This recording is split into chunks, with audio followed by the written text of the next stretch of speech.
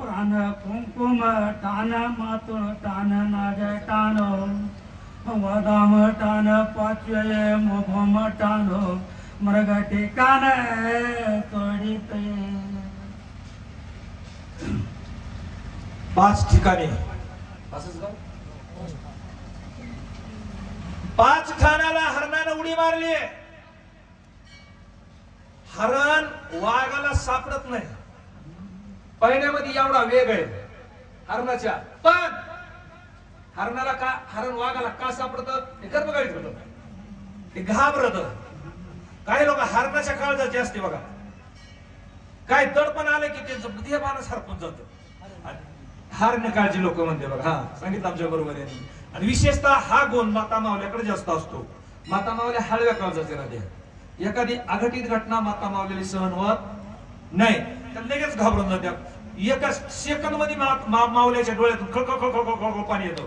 आणि एखादा माझ्यासारखा पाषाणासारखा असला का उगत थापडाकडे बघतो नुसता असा आरड की थोडा कशाला रडतो.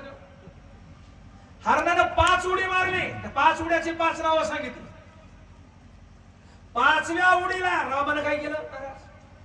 मग पाप जते श्रीराम चेन बिन पाप दिये गावो नेऊन दोन्ही पडला पावो तो दियोर गावो ते देहगाव का वचन देवनूर गाव सारिका कदम उडी मारली.